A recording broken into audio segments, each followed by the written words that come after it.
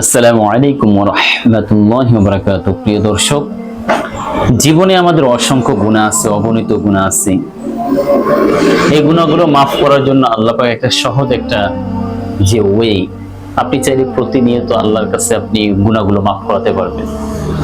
তো মুসলিম শরীফের 431 নম্বর হাদিসে এসেছে, মা মিন ইমরিইন মুসলিমিন তাহদুরুহু সালাতুন মাকতুবাতুন, যখন মুমিন বান্দার নামাজ যখন উপস্থিত হয়, হাজির হয়ে যায়, ফায়ুহসিন উযুআহা, সে উত্তম ভাবে উযু করে, খুশুআহা ওয়া রুকুআহা, এবং খুশুখুজুর সাথে উযু করার পর নামাজের যে সালাত এটা আদায় করে, সুন্দরভাবে রুকু আদায় করে, সিজদা আদায় করে, সমস্ত কিছু আদায় করার পর ইল্লা কাফকানাত কাফফারাতান লিমা ক্বাবলাহা মিনাদ দুনুবি মা লাম ইউতি কাবীরাতান ওয়া যালিকা আদ-দাহরা কুল্লাহু, এই বান্দার এই নামাজটা তার জন্য কাফফারা হয়ে যায় এবং আল্লাহ পাক তার সমস্ত গুনাহগুলো মাফ করে দেয়, যতক্ষণ না পর্যন্ত সে কবিরা গুনাহ করে।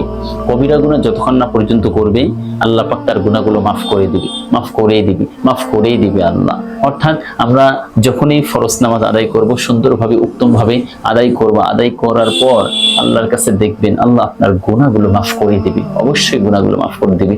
জীবনে হতাশ হওয়ার কোনো সুযোগ নেই। আল্লাহ পাক আমাদের জন্য অশেষ নিয়ামত, অশেষ রহমত আমাদের জন্য বর্ষিত করেন। আল্লাহর দয়া ছাড়া আমরা এক সেকেন্ড, এক মিনিট আমরা কখনোই থাকতে পারবো না।